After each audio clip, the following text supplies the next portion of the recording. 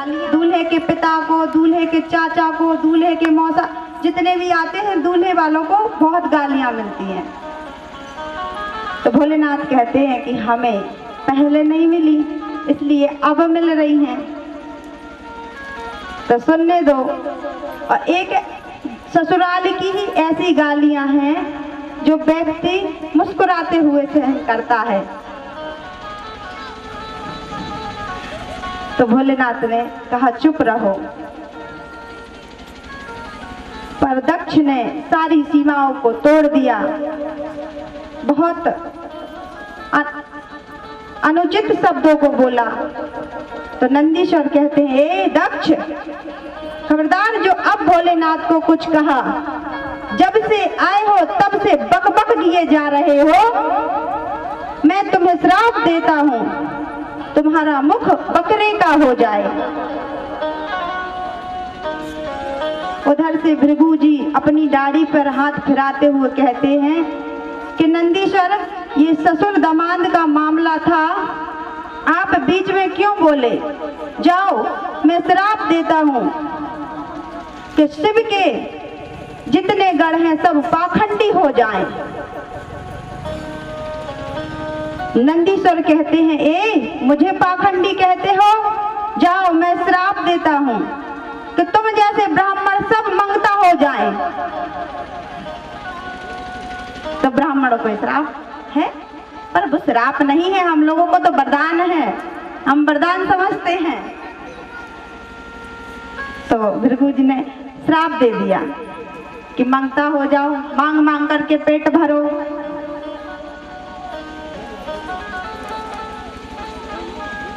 शंकर भगवान ने सोचा कि आए थे सभा समारोह को, यहाँ श्राप समारोह होने लगा, इसलिए यहाँ से चलो। भगवान भोलेनाथ कैलाश पर्वत चले गए। कुछ समय व्यतीत हुआ, राजा दक्ष ने भोलेनाथ को नीचा दिखाने के लिए कनखल हरिद्वार में यज्ञ किया। यज्ञ किया तो उस यज्ञ में भोलेनाथ का भाग नहीं रखा। सभी देवी देवताओं को निमंत्रण पत्रिका दी गई, माता सती को कोई पत्रिका नहीं दी गई। तो माता सती कैलाश पर्वत पर बैठी थी, तभी जितनी भी देवांगनाएं थी, देवता सब कैलाश पर्वत से होकर के जा रहे थे। तो कुछ देवियां बोली कि सती तुम क्या कर रही हो? बोले कुछ नहीं। बोले तुम सब कहाँ जा रहे हो? बोले तुम्हारे पिता महाराज दक्ष ने यज्ञ कराया है, तुम्हें नहीं बुलाया है। माता कहती हैं कि बुलाया तो होगा, पर निमंत्रण पत्र आ नहीं पाया। और माता आकर के भोलेनाथ से कहती हैं कि प्रभु, आपकी ससुराल में जब माताओं को कोई काम बनाना हो तो उनके बोलने का तरीका बदल जाता है कि आपकी ससुराल में। माता जी कहती हैं भोलेनाथ, आपकी ससुराल में आपके ससुर जी ने यज्ञ रचाया है, यज्ञ है। भोलेनाथ कहते कोई पत्र आया है? माता जी कहती पत्र तो भेजा होगा, पर डाकिया गड़बड़ा गया, वो कहीं और चला गया होगा। तो भोलेनाथ जो अपने मन में छुपाए हुए रखे थे वो बातें जो महाराज दक्ष ने बोली थी, आज माता को सुनाते हैं कि देवी, आपके पिताजी ने सभा में बहुत कुछ कह दिया है, इसलिए उन्होंने हमें निमंत्रण पत्र नहीं भेजा।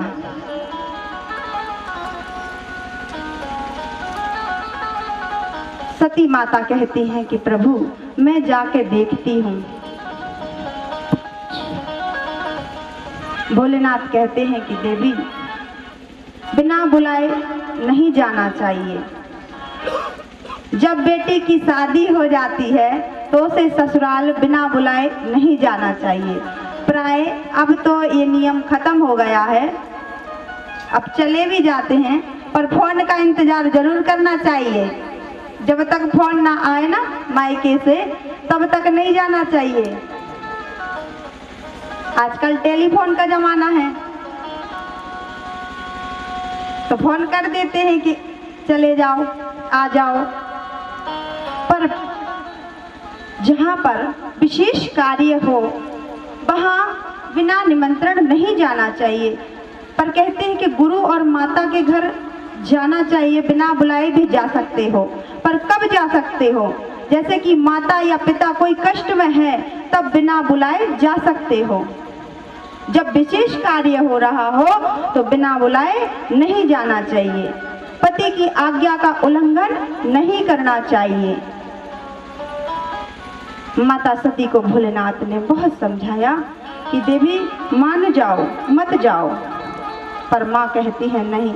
तो भोलेनाथ ने बहुत विचार किया, फिर कहते हैं कि हुई है वही जो राम रुचि राखा, ये वही जो राम रुचि राखा।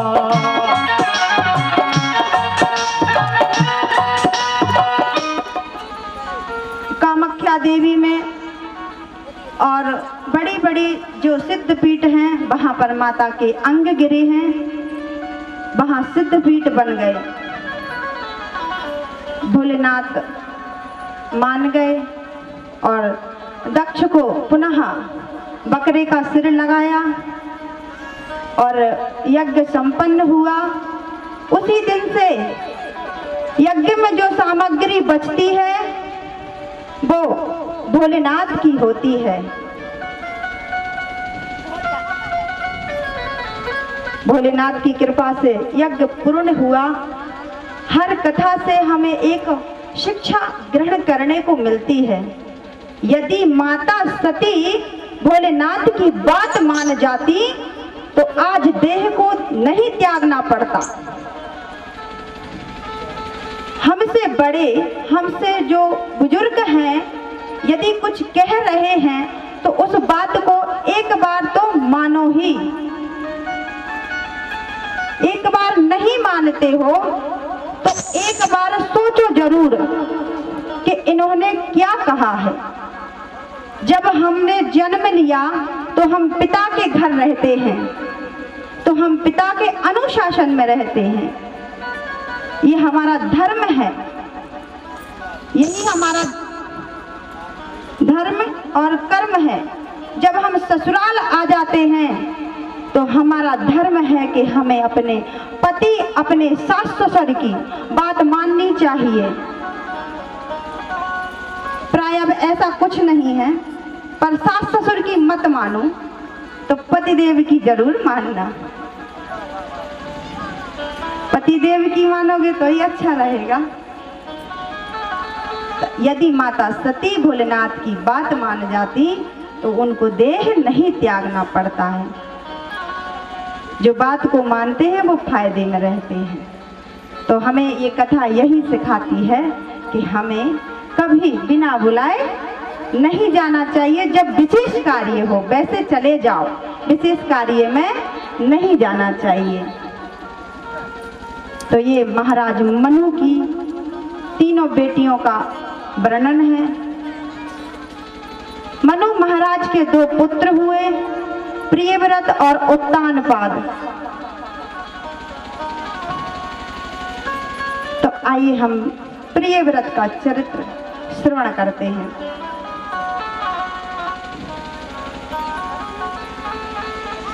राजा प्रियव्रत के जो 2 पुत्र हुए उत्तानपाद। आइए उत्तानपाद और प्रियव्रत, उत्तानपाद का चरित्र हम श्रवण करते हैं।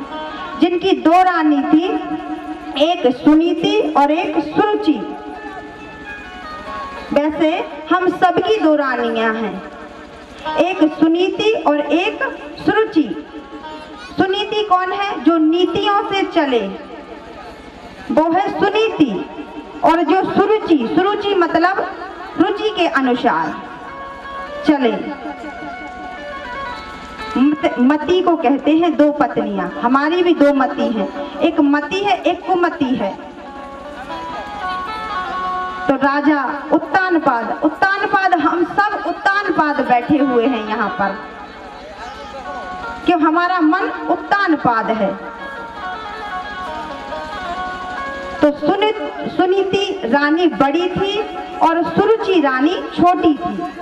तो महाराज सुरुचि को प्रेम करते थे, जैसे हम और आप करते हैं, जो मन में आ गया सो। महाराज सुरुचि को प्रेम करते थे और बड़ी रानी सुनीति को अलग भवन में रखते थे। तो एक पुत्र सुनीति के थे और एक सुरुचि के थे। माता सुनीति के एक पुत्र ध्रुव, छोटा सा बच्चा ध्रुव महाराज हुए, और सुरुचि के पुत्र का नाम उत्तम था। एक दिन बालक खेलते खेलते महाराज उत्तानपाद के पास पहुंच गया। किसी ने कह दिया कि महाराज ही तुम्हारे पिता हैं। जाकर के गोद में बैठ गया और सुरुचि ने हाथ पकड़ करके उसे नीचे गिरा दिया और कहा कि ए ध्रुव, तुझे यदि पिता की गोद में बैठने का इतना ही शौक है तो जाओ मेरी कोख से जन्म लेना। फिर कहती है कि कोख से जन्म लेना तो मुश्किल है, तुम वन में जाओ, वन में जाकर के भगवान को प्रसन्न करो और फिर उनसे कहना कि मुझे मृत्यु दे दो, और मृत्यु दे करके सुरुचि माता की कोख से मुझे जन्म दो।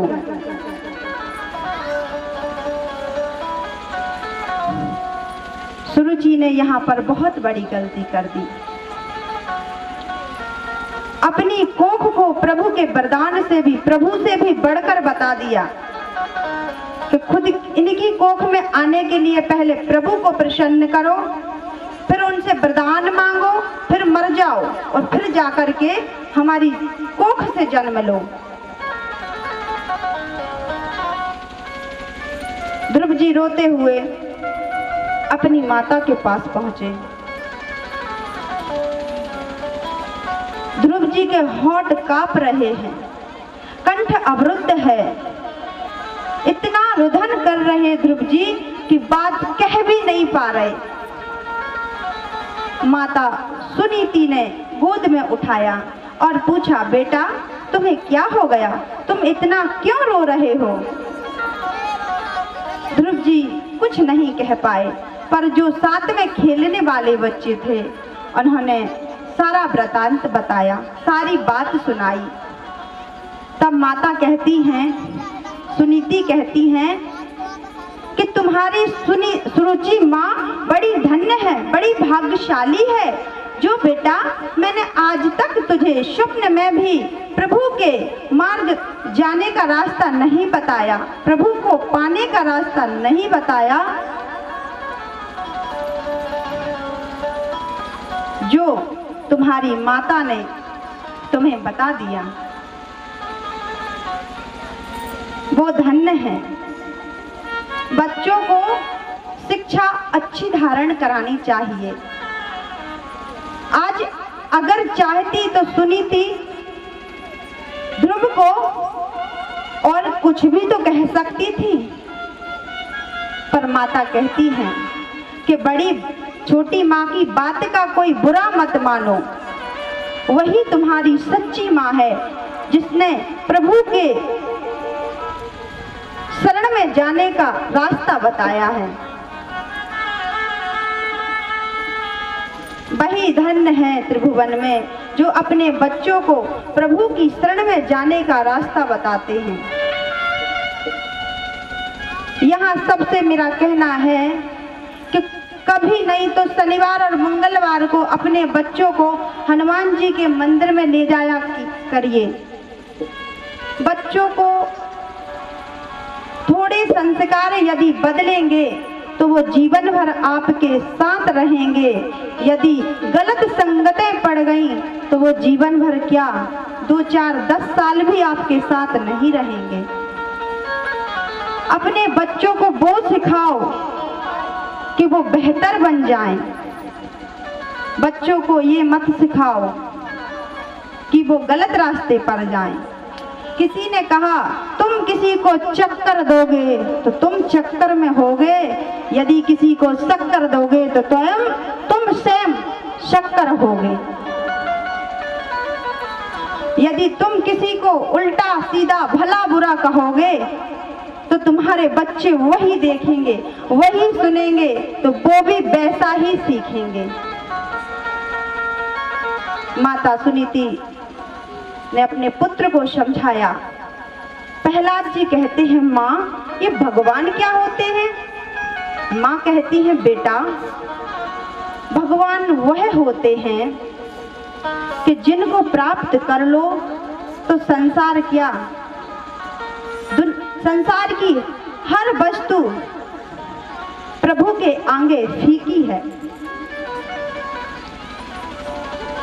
ध्रुव जी कहते हैं, माँ मैं प्रभु को प्राप्त करने के लिए बन जाऊंगा। जैसे ही ध्रुव जी बन जाने लगे, कोई न जग में अपना है, कोई न जग में अपना है। बोले राम पिता और राम ही माता, कोई न जग में अपना है। राम पिता और राम ही माता, कोई न जग में अपना है।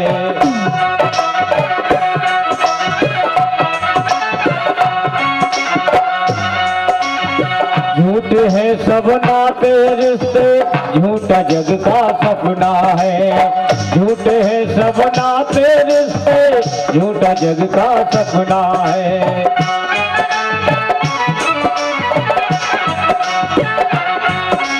क्या इस संसार में कोई किसी का नहीं, सिर्फ परमात्मा के सिवा।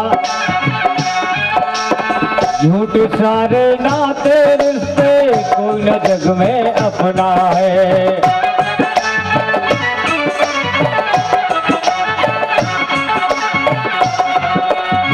राम नाम माला गले डाल जा रहा है, और राम नाम माला गले डाल जा रहा है। राम के भजन को तेरा नाल जा रहा है, राम के भजन को तेरा नाल जा रहा है।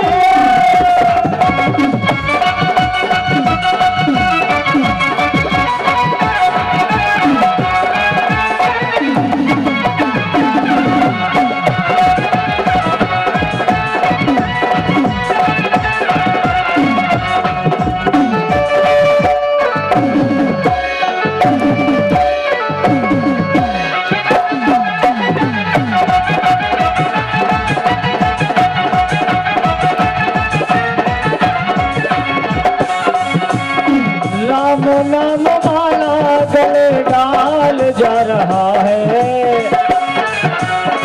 राम नाम माला गले डाल जा रहा है। राम के भजन को तेरा नाल जा रहा है, राम के भजन को तेरा नाल जा रहा है।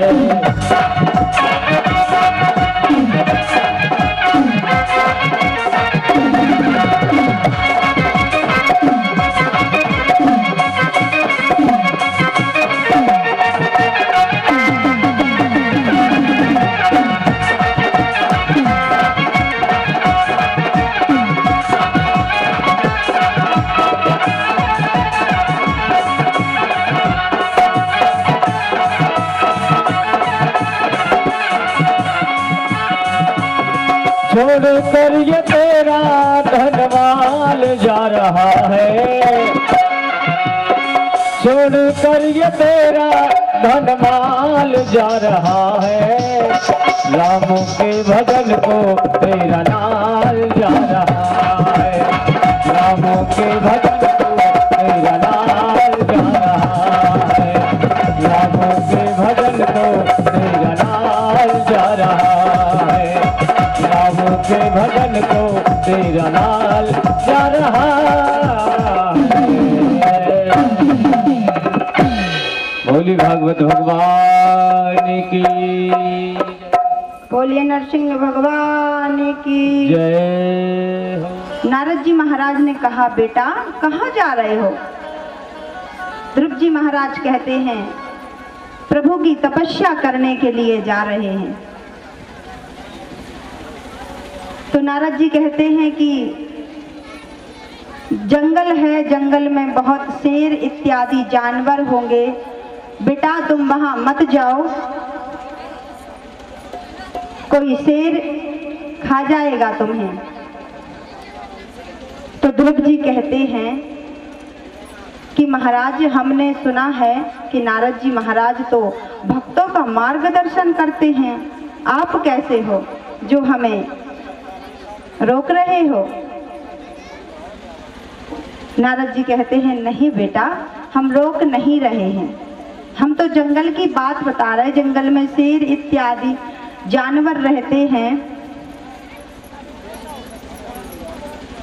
तो ध्रुव जी कहते हैं कि जंगल में शेर रहते हैं, जंगल में शेर खा जाने वाले जानवर हैं, पर मारने वाला है भगवान, बचाने वाला है भगवान। बाल न बाका होता जिसका रक्षक दया निधान। प्रभु जिसके रक्षा करते हैं उसका बाल बांका कभी नहीं हो सकता। आज 5 साल के ध्रुव जी वन में जा रहे हैं, हम इतने बड़े बड़े हैं और हमें डर लगता है। जैसे हमारे गांव में, किसी के भी गांव में कोई ये कह दे कि वहां से मत जाना, वहां भूत रहता है, प्रेत रहता है। किसी जगहों पे कुछ कुओं में चुड़ैल रहती है, कोई मर गया तो कह चुड़ैल रहती है, तो चुड़ैल या भूत रहते हैं। किसी ने 4 साल पहले कहा हमसे कि वहां से मत जाना, और किसी वक्त हमें जाना पड़ा, रात्रि का समय हो, तो फिर तो हनुमान जी याद आते, भूत पिशाच निकट नहीं आवे, महावीर जब नाम सुनावे। हनुमान जी रक्षा करो, कृपा करो हनुमान जी, बचा लो हनुमान जी। और रात्रि का समय है, जा रहे हैं, जाते जाते डर लगने लगा बहुत ज्यादा, बहुत। हनुमान जी भूत पिशाच निकट नहीं आवे, कृपा करो। और थोड़े ही आगे जैसे गए कि कपड़ा उलझ गया किसी चीज से, तो फिर भूत पिशाच निकट नहीं आवे, महावीर जब नाम सुनावे। पकड़ लिया, पकड़ लिया। जैसे तैसे डर डरा करके यदि घर आ ही गए तो बुखार आ जाएगा। तो 2-4 साल पहले किसी ने तुमसे कहा कि वहां भूत रहता है, उसकी बात को तुम मान गए, और हजारों वर्षों से, अनादि कालों से हमारे शास्त्र पुराण कह रहे हैं कि हरि व्यापक सर्वत्र समाना, प्रेम से प्रकट होए महि जाना। जो प्रभु कण कण में रहते हैं, शंकर कंकड़ कंकड़ में होते हैं। कृष्ण का मतलब कण कण में बसना होता है। उन भगवान पर विश्वास नहीं है। भूत होते हैं ये बात भी है, पर भगवान हर जगह होते हैं। तो ध्रुव जी महाराज यही समझा रहे, यही कह रहे नारद जी से कि प्रभु मारने वाला है भगवान, बचाने वाला है भगवान। कि यदि जंगल में शेर रहते हैं तो प्रभु हमारी रक्षा करेंगे। नारद जी महाराज कहते हैं ये तो पक्का चेला है। नारद जी महाराज कहते हैं तो बेटा मंत्र ले लीजिए। ध्रुव जी कहते हैं देना है तो दे दो, वरना मैं तो जा ही रहा हूं।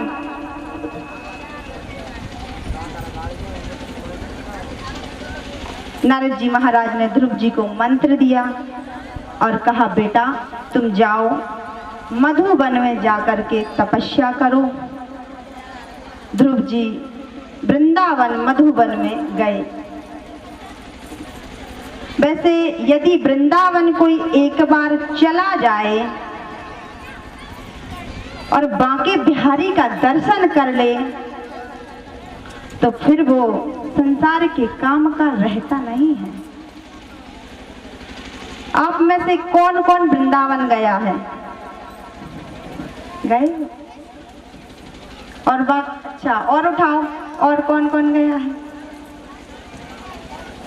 बहुत कम लोग गए हो। दादा आप नहीं गए? गए हो? अच्छा अच्छा, माता जी नहीं गई? चलो कोई बात, अब सब जाना वृंदावन। जब भी ठाकुर जी कृपा करे सब वृंदावन जाना। जब वृंदावन हम जाते हैं और बिहारी जी सरकार के दर्शन करते हैं तो वहाँ का नियम है कि हर 1 मिनट में पर्दा लगता है। वृंदावन में बिहारी जी के मंदिर में हर 1 मिनट में पर्दा लगता है। वो पर्दा क्यों लगता है? वो इसलिए लगता है कि कहते हैं ब्रज के संत कि ठाकुर जी महाराज एक बार किसी भक्त के साथ चले गए। उन्होंने दर्शन किया, आंख से आंख लड़ी मिली तो ठाकुर जी साथ में चले गए। तो साथ में जब चले गए ठाकुर जी तो ठाकुर जी का हाथ खेलते समय टूट गया। तो आके बैठे तो पट्टी बंधी।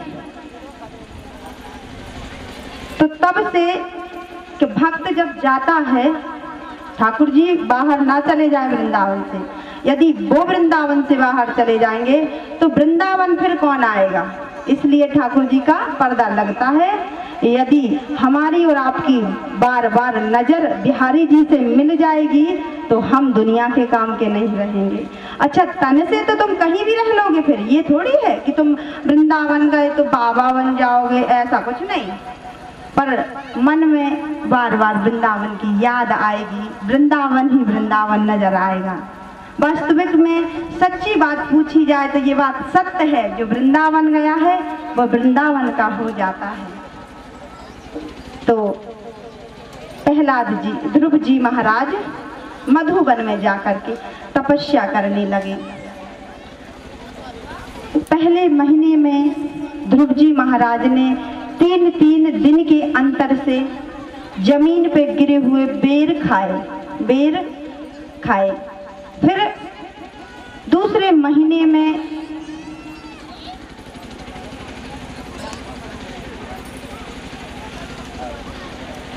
तो पहले महीने में 3 दिन के अंतर से बेर खाए।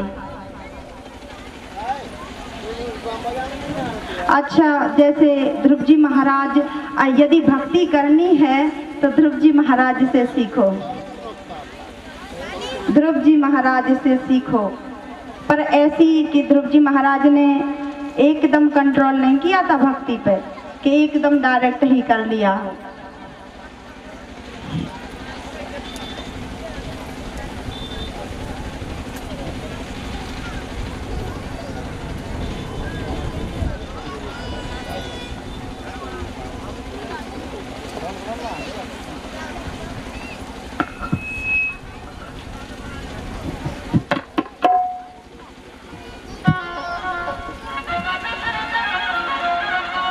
पहले महीने में ध्रुव जी महाराज ने अंतर से बेर खाए और मंत्र क्या है? ओम नमो भगवते वासुदेवाय, ओम नमो भगवते वासुदेवाय,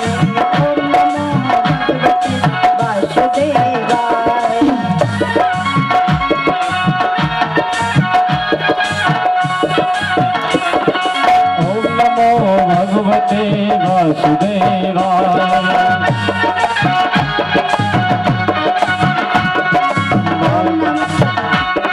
ओम नमो भगवते वासुदेवाय। ओम नमो भगवते वासुदेवाय, ओम नमो भगवते वासुदेवाय।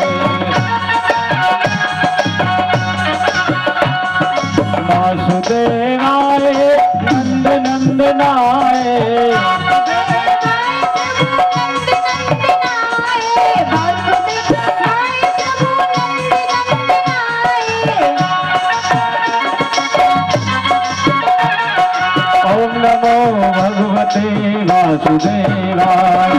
ओम नमो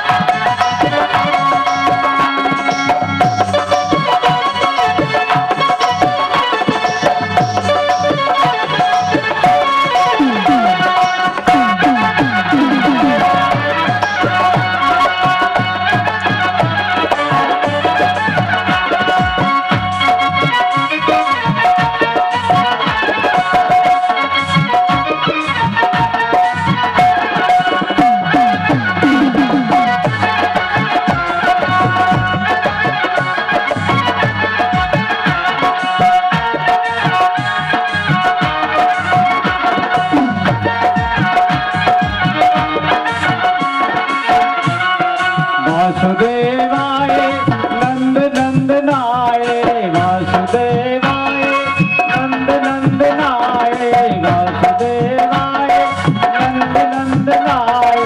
ओम नमो भगवते वासुदेवाय। ओम नमो भगवते वासुदेवाय।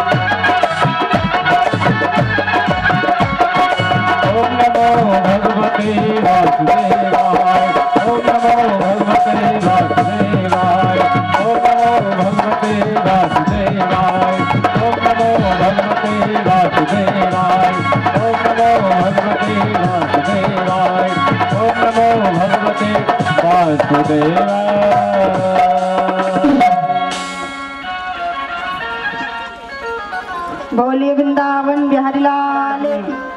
पहले महीने में 3-3 दिन के अंतर से जमीन पे पड़े हुए बेर खाए और दूसरे महीने में ध्रुव जी महाराज ने जमीन पे पड़े हुए बेलपत्र पान किए। ध्रुव जी महाराज से भक्ति करने का सरल तरीका है। जैसे ध्रुव जी महाराज भक्ति कर रहे हैं उसी प्रकार हम और आप भी कर सकते हैं, पर ऐसा नहीं।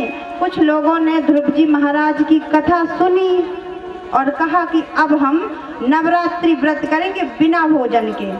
भोजन नहीं करेंगे, चाय पीकर या पानी पीकर रहेंगे। तो 2-3 दिन तक तो जय माई की और 3-4 दिन बाद क्या हुआ, हॉस्पिटल में दवा हो रही।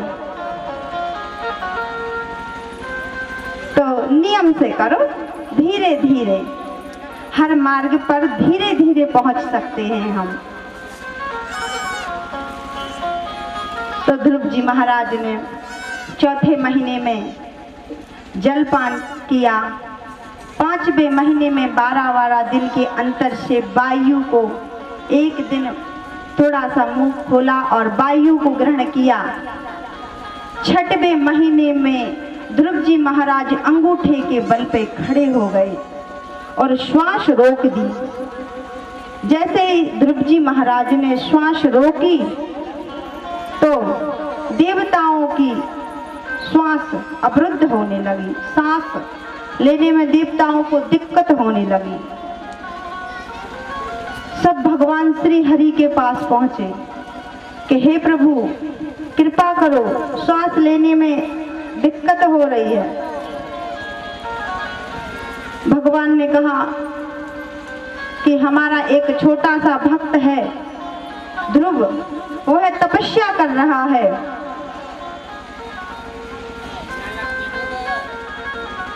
तो उसको दर्शन देने के लिए मुझे जाना है। भगवान मधुवन में ध्रुव जी महाराज दर्शन करने आए। वैसे तो भगवान दर्शन देने आना चाहिए था, पर दर्शन देने नहीं आए, ध्रुव जी के स्वयं दर्शन करने आए। ध्रुव जी मंत्र जाप कर रहे, ओम नमो भगवते वासुदेवाय, ओम नमो भगवते वासुदेवाय। इस जाप का, इस मंत्र का जाप चल रहा। भगवान प्रकट हो गए। ध्रुव जी ने बिल्कुल नहीं देखा। ध्रुव जी के हृदय में जो प्रभु की मूर्ति स्थापित थी, भगवान ने योग माया से उस मूर्ति को हटा दिया। जैसे ही भगवान की छवि हटी, ध्रुव जी झटपटाए और आंखें खोली। आंखें खोली तो सामने प्रभु खड़े हैं। ध्रुव जी कुछ कह नहीं पा रहे। छोटा सा बच्चा है, 4-5 साल का, क्या जाने, क्या स्तुति जाने, क्या मंत्र जाने, क्या श्लोक जाने, कुछ नहीं। भगवान ने अपने शंख को ध्रुव जी के कपोल, कपोल मानी गालों से लगाया। तुरंत ध्रुव जी ने प्रभु की स्तुति की और जैसे ही स्तुति करके भगवान ने आशीर्वाद दिया। पहले ध्रुव जी के मन में लालसा थी कि मुझे राज्य मिल जाए। जब प्रभु को पा लिया तो सारी लालसाएं खत्म हो जाती हैं। जब तक हम इस मार्ग पे आते नहीं, तब तक बहुत कठिनाइयां होती हैं, और जब इस मार्ग पे आ जाओ तो सबसे प्रभु, सब इंद्रियों से आत्मा तृप्त कर देते हैं गोविंद। पर भगवान ने कहा, ध्रुव मांगो वरदान। ध्रुव जी कहते हैं, प्रभु पहले तो मन में थी कि राज्य मांगू, पर अब कुछ नहीं चाहिए, केवल आपकी भक्ति बनी रहे।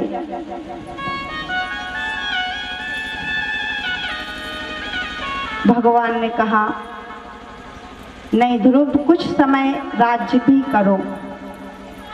ध्रुव जी ने 60,000 वर्ष तक राज किया।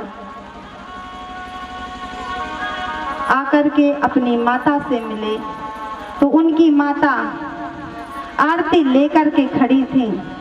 तो ध्रुव जी ने कहा, माँ मेरी आरती आप नहीं, सुरुचि माता उतारेंगी। ध्रुव जी ने सुरुचि माता और सुनीति माता को प्रणाम किया। ये सुनीति और सुरुचि, ये दोनों ही हमारी बुद्धि है। एक बुद्धि क्या है, जो शास्त्र के अनुसार चलती है और उस पे चलने से हमें फायदा होता है। जैसे किसी व्यक्ति ने एक सूटकेस भर के पैसे दिए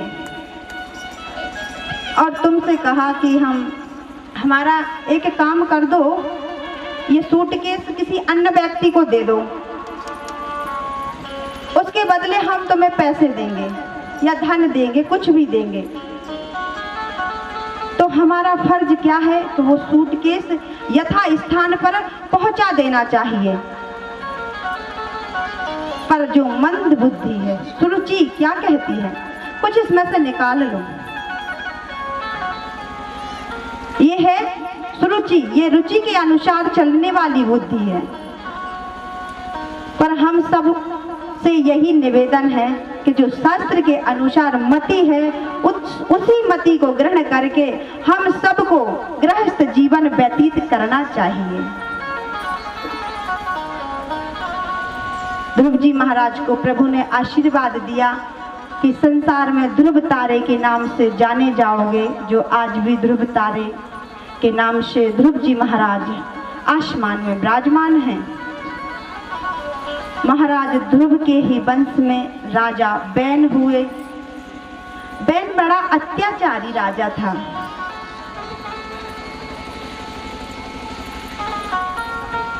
जो खुदे भगवान से कम नहीं समझता था। कहता था कि मेरी पूजा करो, संतों को जब तक कुछ नहीं करने देता था। संत बैन से बहुत परेशान हुए। एक दिन संतों ने हुंकार शब्द किया बड़ा जोर से, जिससे बैल का प्राणांत हो गया। अब राजा बनने के लिए कोई नहीं था, तो महात्माओं ने सोची एक काम करो, इसके शरीर का मंथन करो।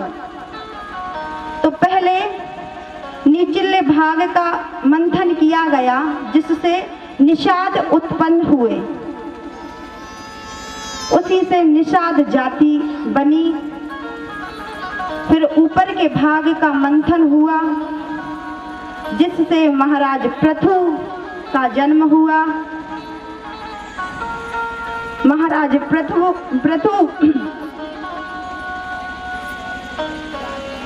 बहुत धर्मात्मिक थे।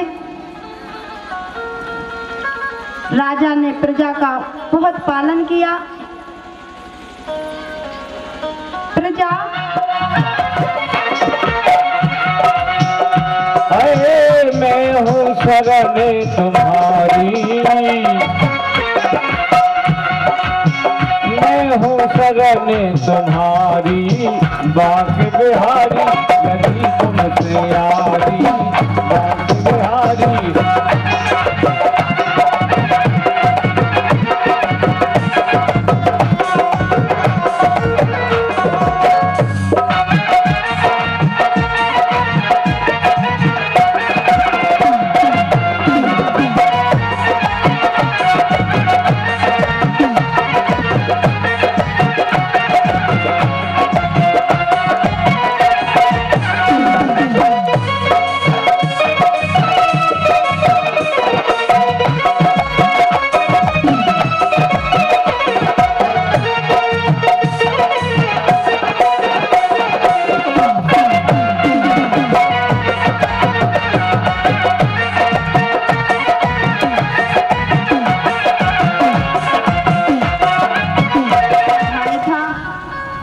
अपनी बहन देवकी से अति प्रेम करता था।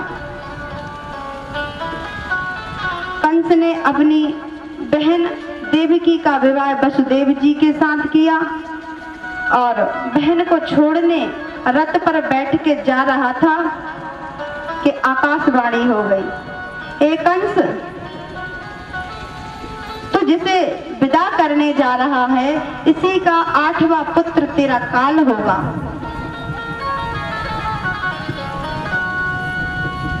ये सुनकर कंस ने तुरंत अपना रूप बदल दिया, देवकी माता के केस पकड़ के नीचे गिरा दिया। नीचे गिरा दिया और माता को बंदी बनाकर कारागार में रख दिया। वसुदेव जी कहते हैं कि जब जितने भी पुत्र होंगे हम सब आपको दे देंगे, हमें मत मारो। तो कंस कहता है ठीक है। पहला पुत्र हुआ तो वसुदेव जी कंस के पास ले जा करके सौंपाए। कंस ने उसे नहीं मारा, छोड़ दिया। जैसे ही छोड़ दिया तो नारद जी महाराज आए।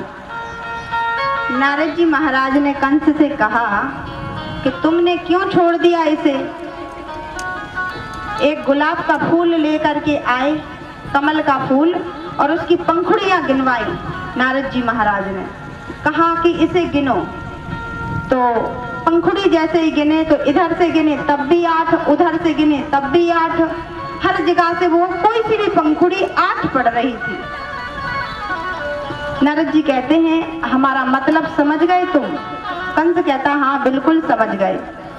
नारद जी कहते पहला वाला भी 8वां हो सकता है, 8वां वाला भी पहला हो सकता है।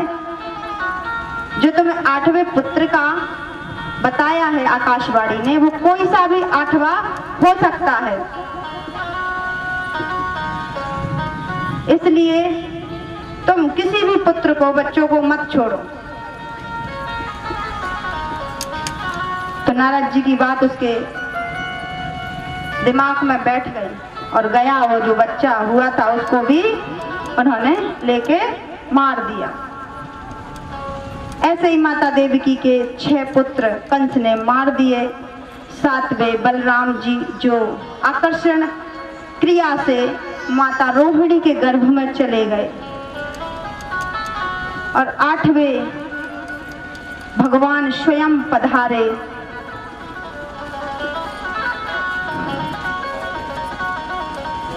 हेलो, बोली बांके बिहारी लाल की जय।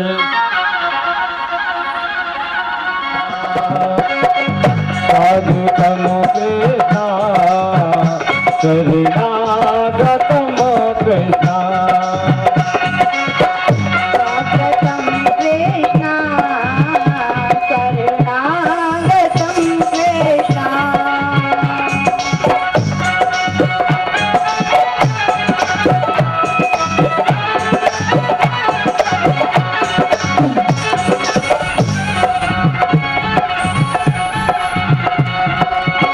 स्वागतम सो स्वागतम शरणा गतम कृष्णा, स्वागतम तु स्वागतम कृष्णा। शरणागतम कृष्णा, स्वागतम कृष्णा शरणागतम कृष्णा। हरि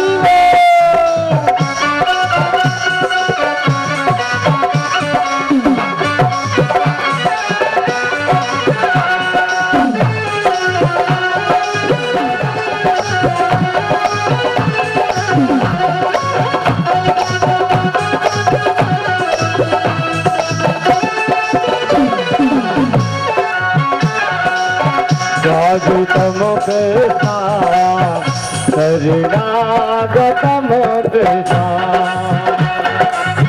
स्वागतम कृष्णा शरणागतम कृष्णा।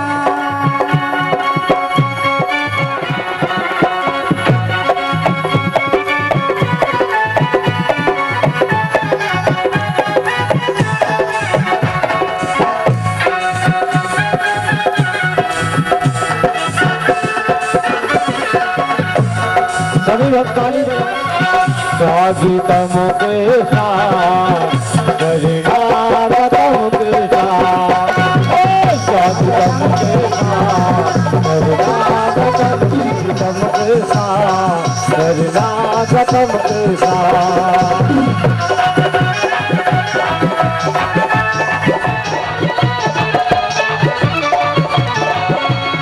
स्वागतम सो स्वागतम शरणागतम कृष्णा, स्वागतम कृष्णा शरणागतम कृष्णा। जय हो।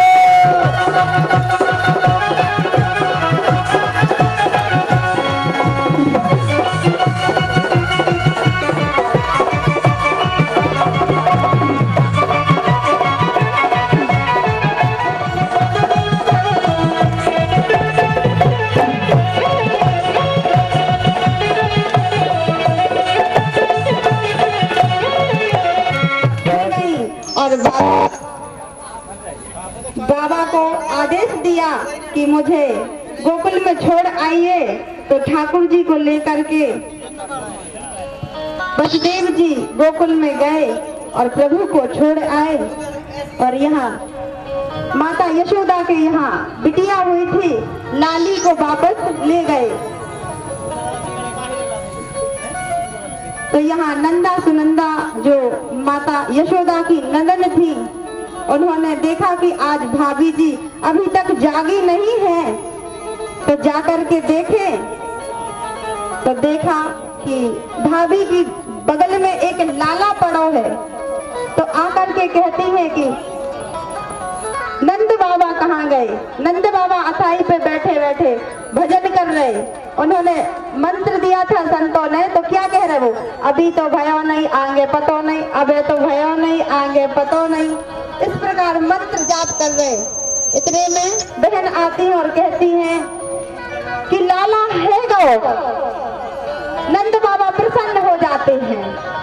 सभी लोग माता यशोदा और नंद बाबा को बधाई देने आते हैं आप सभी भी बधाई दीजिए माता यशोदा और नंद बाबा को। देखिए सभी भक्तों से निवेदन है कि अपने यथास्थान पर विराजमान हो जाएं। जो भी बधाई करना चाहें, दर्शन करना चाहें, ठाकुर जी के एक एक करके आए, बारी बारी से भीड़ भाड़ न लगाएं।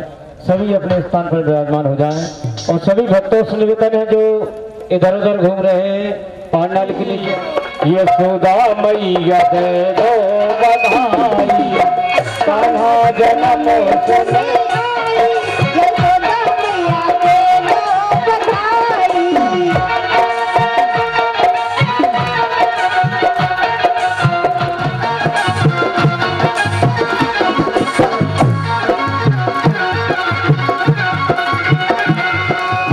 लाला जन्म सुनाई,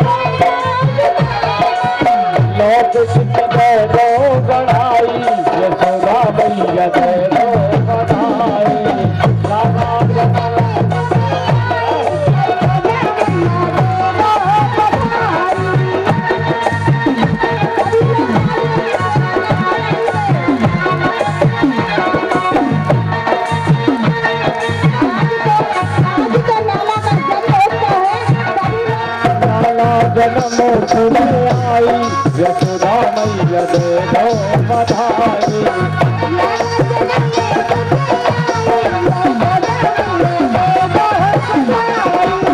और देखिए ये 4 रुपए की राशि हमारी माँ जी की ओर से प्राप्त हुई है इसी बधाई पर। और सीता की दे दो कढ़ाई, यशोदा मैया दे दो बधाई।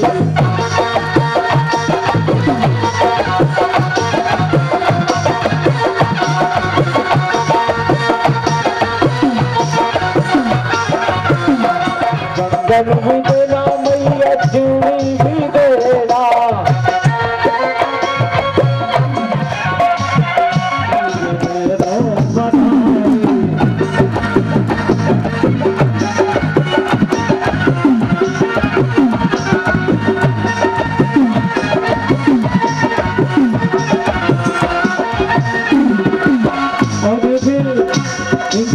राशि हमारे यजमान जी उनकी ओर से प्रदान हुई है इसी बधाई पर।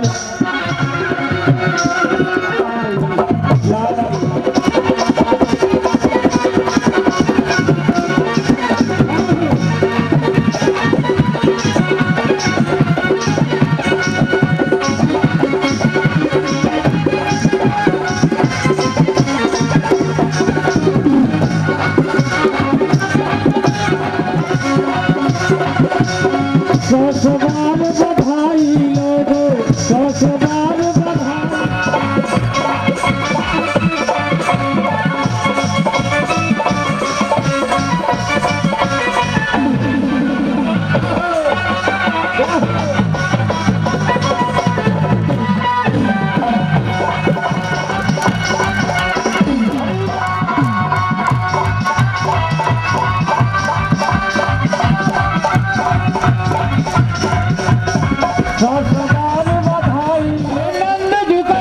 नंद जुटे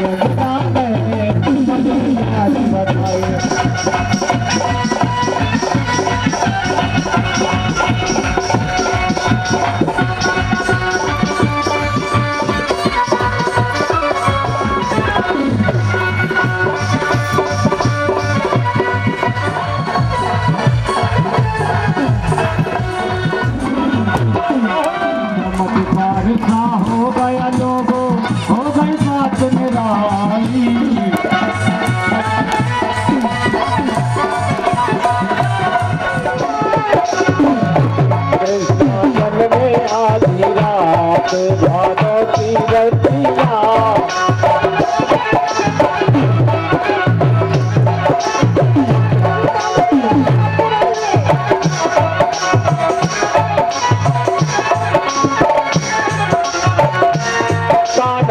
में आधी रात,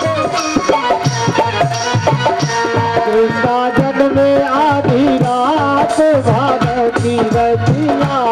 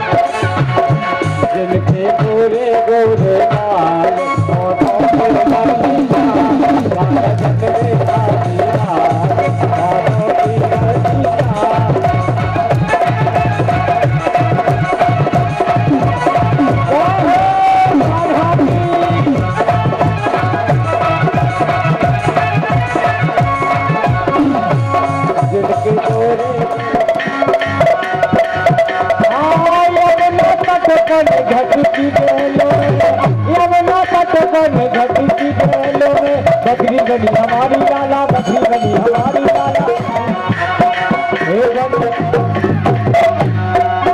बनी सज्जे समोर बनी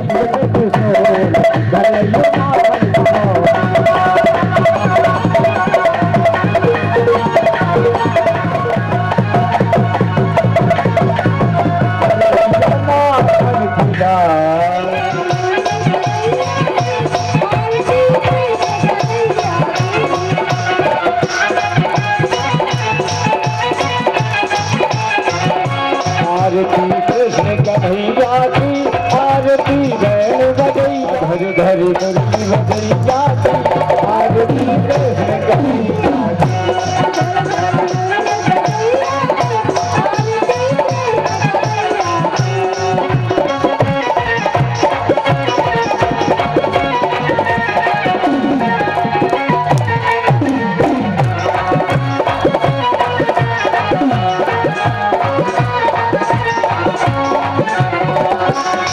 तुम मथुरा जन्म लियो, नंद घर मंगलाचार कियो,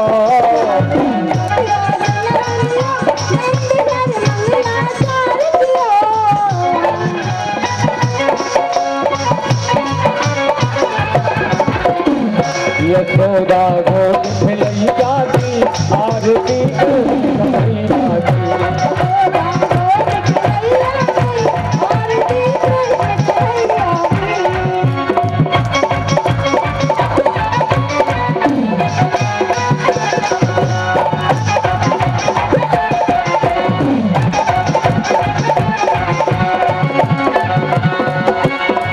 तुम यशोदा के भैया, एक बल गाओ के भैया।